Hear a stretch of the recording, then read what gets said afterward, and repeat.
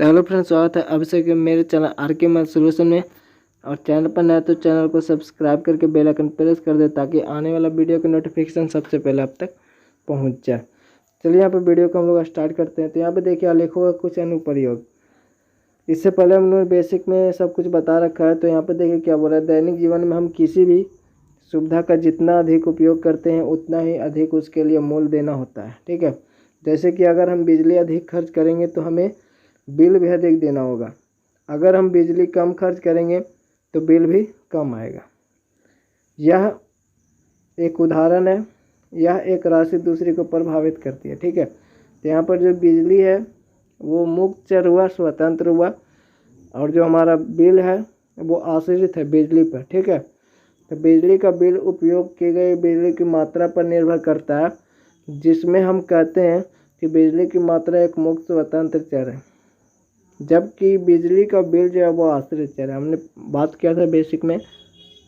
ठीक है, दैनिक जीवन में हमें बहुत सी स्थितियां मिलती है जब एक चर का मान दूसरे चर पर निर्भर करता है। ऐसे बहुत सारे उदाहरण के लिए, बैंक में जमा की गई राशि बैंक ब्याज देता है, तो जितनी अधिक राशि बैंक में जमा होगा उतने ही अधिक ब्याज देगा। ठीक है, यहाँ हम कह सकते हैं कि बैंक जमा की गई राशि एक स्वतंत्र है और जो ब्याज है इस पर मिलने वाला वो आश्रित चर है। एक स्वतंत्र चर तथा आश्रित चर में संबंध का एक आलेख द्वारा प्रदर्शित किया जा सकता है। साथ ही एक स्वतंत्र चर और आश्रित चर में संबंध के आलेख से किसी एक चर का मान ज्ञात होने पर दूसरे चर का मान भी ज्ञात हम लोग कर सकते हैं। ये 16.2 है। इसमें आपसे बोल रहा है कि एक मरीज के एक दिन का तापमान निम्नांकित आलेख में दिखाया गया, जैसे कि ये रहा। ठीक है, ये आलेख रहा। ठीक है, 9 बजे इतना डिग्री इतना डिग्री। ठीक है, आपको नीचे जो भी है क्वेश्चन उसका आंसर देना है।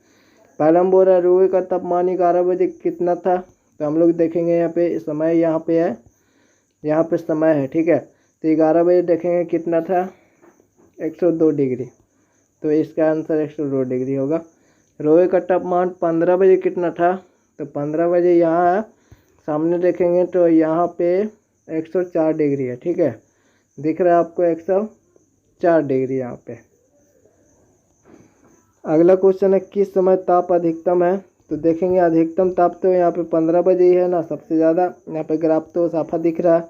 और बोला किस समय ताप न्यूनतम था, सबसे कम। तो सबसे कम यहाँ पे देख रहे हैं ये रहा। ठीक है, 19 बजे था, 98 डिग्री सबसे कम था। और 100 डिग्री जो है वो तापमान किस समय है, तो 100 डिग्री यहाँ पे देख रहे हैं किस समय था, 9 बजे था और 13 बजे था। ठीक है, तो इसका आंसर आपका नीचे दिया। रोए का तापमान सबसे अधिक 11 बजे 102 डिग्री था। रोए का तापमान 15 बजे 104 डिग्री था। और 15 बजे तापमान सबसे अधिक था। 19 बजे तापमान न्यूनतम था इतना डिग्री। तापमान जो था 9 बजे और 13 बजे था, और 21 बजे भी था। ठीक है, यहाँ पे 21 बजे पचमा में।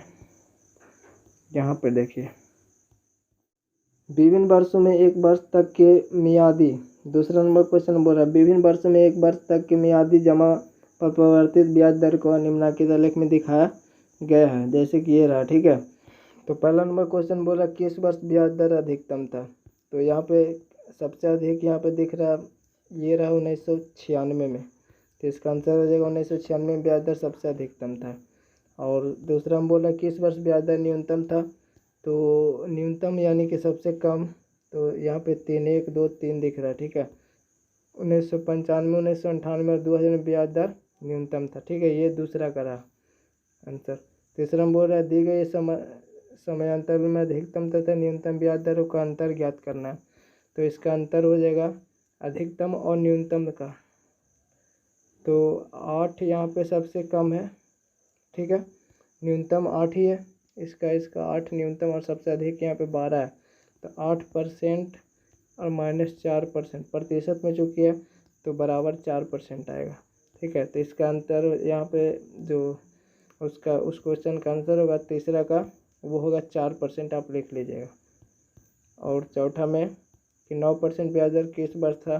तो 9%, जैसे कि यहाँ पे 6, 8, 10, तो 8 के बाद यहाँ पे 9 होगा, फिर 10 होगा। ठीक है, तो 9 यहाँ पे किस था, यहाँ पे 9 आ रहा है, तो ये 1993 में, एक यहाँ पे 1999 में। ठीक है, तो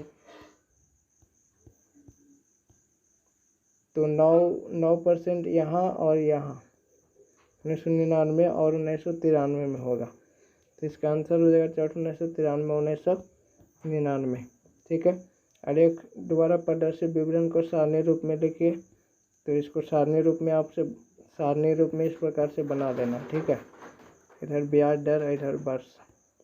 तो इतना आपको कर लेना है। तीसरा में ए और बी दो रोगियों के 6 दिन का तापमान निम्नांकित रेखा चित्र द्वारा दिखलाया गया। चित्र को देखकर निम्नलिखित प्रश्नों के उत्तर देना। तो यहाँ पे जैसे कि यहाँ पे एक ए है और एक बी और एक ए है, दोनों का यहाँ पे दिया हुआ है। ठीक है। तो क्वेश्चन पूछा दोनों रोगियों का किस दिन तापमान लगभग समान था। तो यहाँ पे जैसे कि आप देखकर बता सकते हैं कि लगभग समान था।